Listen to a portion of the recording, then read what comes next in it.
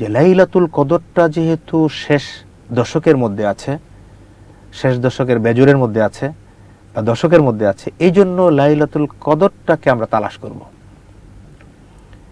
তালাশটা কি হয়? তাহাররাউ লাইলাতুল কদর ফিল আশর আওয়াখির মিন রমাদান। আমরা রমাদানের শেষ দশকের মধ্যে আমরা লাইলাতুল কদরকে তালাশ করব। এখন যদি কোনো ক্ষেত্রে আমরা অনুধাবন করতে পারি যে লাইলাতুল কদর এই রাতে মনে হচ্ছে, এর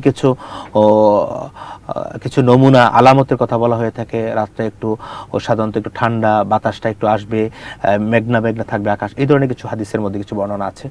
যদি আমরা অনুধাবন করতে পারি বা আমার মনে সায় দিয়ে থাকছে যে এই রাতটি হতে পারে, তখন এই রাতে আল্লাহ রাসূল সাল্লাল্লাহু আলাইহি ওয়াসাল্লাম আয়েশা রাদিয়াল্লাহু তাআলা থেকে বর্ণিত যে হাদিসটি আছে, একটা দোয়া খুব বেশি করে পড়তেন, আল্লাহুম্মা ইন্নাকা আফুউন তুহিব্বুল আফওয়া ফা'ফু আন্নী। আল্লাহুম্মা ইন্নাকা আফুউন, হে আল্লাহ রাব্বুল আলামিন, আপনি আমাকে ক্ষমা করে দেন। তুহিব্বুল আফা, আপনি তো ক্ষমাকে পছন্দ করেন। ফা'ফু আন্নী, সুতরাং আমাকে ক্ষমা করে দেন। আপনি ক্ষমাশীল, ক্ষমাকে পছন্দ করেন, আমাকে ক্ষমা করে দিন। সুতরাং এই দোয়াটা বেশি বেশি করে পড়বার চেষ্টা করব, যেটা আয়েশা রাদিয়াল্লাহু তাআলা আনহা থেকে আমরা রাসূলের বর্ণনা পেয়ে, রাসূলের কাছ থেকে পেয়েছি। এই লাইলাতুল কদরটাকে তালাশ করবার সামগ্রিক প্রস্তুতি আমাদেরকে চেষ্টা করা দরকার এই শেষ দশকের মধ্যে। এই শেষ দশকের মধ্যে আছে সেটা মোটামুটি সুনিশ্চিত, কিন্তু কোন রজনীতে আছে সেটার ক্ষেত্রে আল্লাহ রাসূলকে বলিয়ে দেওয়া হয়েছে, বা আমরা বলে থাকি বেজর, যে কোনো বেজর রাতে। বা এই জন্য শেষ 10টা রাতকে যদি আমরা ইবাদত বন্দেগীতে কাটাতে পারি, তাহলে ইনশাআল্লাহ ধারণা করতে পারি যে আমরা 84 বছর ইবাদতের যে মর্যাদা সেটা আমরা পেতে পারি। আরেকটি ইবাদত এখানে আছে, সেটা হচ্ছে শেষ দশকের জন্য যদি আমাদের সামর্থ্য থেকে থাকে, সুযোগ থেকে থাকে, আমাদের অফিস ম্যানেজ করে যদি আমরা সুযোগ থেকে থাকে, সেক্ষেত্রে আমরা ইতিকাফের সুযোগটা নিতে পারি।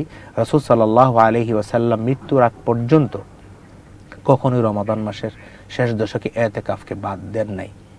ইয়াতাকিফুল আশর আওয়াখির মিন রমাদান হাত্তা তাওয়াফাহু নবী রাসূল সাল্লাল্লাহু আলাইহি ওয়াসাল্লাম যতক্ষণ পর্যন্ত ইন্তেকাল করেছেন, ততক্ষণ পর্যন্ত তিনি শেষ দশকে ইতিকাফটা করেছেন। ইতিকাফ একটি বিস্তর বিষয়, অন্য কোনো সময় অন্য কোনো পর্বে যদি সুযোগ হয় সেটা নিয়ে আমরা কথা বলবার সুযোগ পাবো ইনশাআল্লাহ।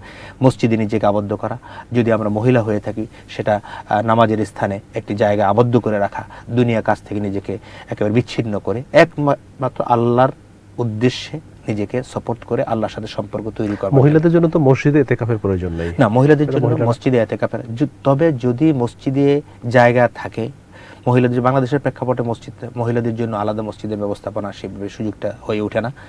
এই জন্য যেখানে একটি জায়গা, একটি রুমকে বরাদ্দ করে না, যেখানে নামাজ পড়া হয়, সেখানে সাধারণত অন্য মানুষের সমাগম হবে না, একটি জায়গায় নিজেকে দুনিয়া থেকে, মোট কথা হচ্ছে দুনিয়া থেকে নিজেকে বিচ্ছিন্ন করে আল্লাহর সন্তুষ্টি অর্জনের জন্য দুনিয়া থেকে বিচ্ছিন্ন করে আল্লাহর মগ্ন থাকা। এটা তো নিজের ঘরেও করতে পারে, নিজের ঘরেই করতে পারে, মহিলারা নিজের ঘরে করতে, কিন্তু পুরুষদের জন্য সেটা মসজিদে করতে হবে। সেটা পাঞ্জেগানা মসজিদে হতে পারে, জামে মসজিদে হতে পারে, যে কোনো মসজিদে হতে পারে। এবং এটা ইতিকাফটা মনে হয় যে একেবারে করতেই হবে, একটা মসজিদে অবশ্যই করতে হবে, পুরো সমাজের মধ্যে সব, মানে অন্তত একজন হলেও ওই সমাজের মধ্যে এটা সুন্নাতে মুআক্কাদা। যদি একটি সমাজের মধ্যে, একটি মহল্লার মধ্যে, একটি গ্রামের মধ্যে একজনও যদি আদায় করে সবার পক্ষ থেকে আদায় হয়ে যাবে, কিন্তু একজনও যদি আদায় না করেন তাহলে সবাই গুনাহগার হবে। মোটামুটি মোটা দাগে যদি আমরা শেষ দশকের আমলটা, 5টি আমলের কথা বলতে পারি। একটি আমল হলো যে নিজে জাগ্রত থাকবো, পুরো রাত জাগ্রত থাকবো, মানে বাজার করার জন্য নয়, খেলাধুলা করবার জন্য নয়, অথবা স্যাটেলাইটে আমরা খেলা দেখবো এই জন্য নয়, ইবাদত বন্দেগীর জন্যে, সেটা কোরআন তেলাওয়াত করবো, অন্যান্য কাজগুলো আমরা করবো, ইবাদত বন্দেগী করবো। দ্বিতীয় হলো পরিবারকে সেখানে জাগ্রত করাবো। তৃতীয় হলো প্রচেষ্টা চালাবো সর্বাত্মক, যাতে করে লাইলাতুল কদরটা আমরা পেতে পারি। এবং লাইলাতুল কদরটাকে তালাশ করতে হবে, সুযোগ থাকলে ইতিকাফ করা। এই 5টি মৌলিক ইবাদত যদি আমরা করতে পারি, আরো কিছু ইবাদত থাকে, কিন্তু মৌলিক মোটা দাগে যদি বলি, এই 5টি ইবাদত যদি আমরা করতে পারি, আল্লাহ রাব্বুল আলামিনের কাছে আমরা আশা করতে পারি যে লাইলাতুল কদর বা রমাদানের শেষ দশকের যে ফজিলত, মর্যাদা, সেটা আমরা হাসিল করতে পারবো ইনশাআল্লাহ। শেষ দশকের জন্য কি গুরুত্ব এবং শেষ দশকের কি আমল বা কি এমন কোন আমল আছে কিনা রাসূল সাল্লাল্লাহু আলাইহি ওয়াসাল্লাম যে কাজটি করতেন, সেক্ষেত্রে আমি 3টা বিষয় বলবো গুরুত্বের দিক থেকে, আর 5টি আমলের কথা আমি বলতে চাই। 1 নম্বর গুরুত্বের দিকে মূল কারণটা হলো, আমরা কোরআন থেকে যেটা পেয়েছি, আল্লাহ রাব্বুল আলামিন পবিত্র কোরআন এই রমাদান মাসে নাজিল করেছেন। শুধু এই রমাদান মাসে নয়, এই রমাদান মাসের লাইলাতুল কদরে নাজিল করেছেন, যেটা আমাদের একটা সূরা আল্লাহ রাব্বুল আলামিন নাজিল করে দিয়েছেন, ইন্না আনজালনাহু ফি লাইলাতুল কদর, সূরা কদর যেটা। এই কোরআনটাকে নাজিল করা হয়েছে রমাদান মাসের শেষ দশকে, লাইলাতুল কদর, যেহেতু লাইলাতুল কদর শেষ দশকে, তাহলে এটা হলো গুরুত্বের অন্যতম একটি কারণ যে কোরআনটাকে নাজিল করা হয়েছে। আর কোরআনটা হচ্ছে এমন একটি কিতাব যেটা আল্লাহ রাব্বুল আলামিনের পক্ষ থেকে, ডক্টরের পক্ষ থেকে রোগীর জন্য যেমন একটি প্রেসক্রিপশন থাকে, একটি ব্যবস্থাপত্র থাকে, ঠিক তেমনি মানুষের যে সমস্যাগুলো হওয়ার সম্ভাবনা আছে, হবে, এর সুষ্ঠু একটি সুন্দর সমাধান হচ্ছে কনস্টিটিউশন, যেটা আমাদের জন্য আল্লাহ রাব্বুল আলামিন দিয়ে দিয়েছে, সেটা হচ্ছে আল কোরআন।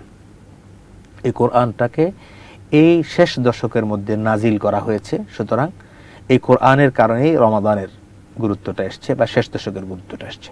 দ্বিতীয়ত যেটা, সেটা হলো এই রমাদানের শেষ দশকের মধ্যেই লাইলাতুল কদরটা রয়েছে।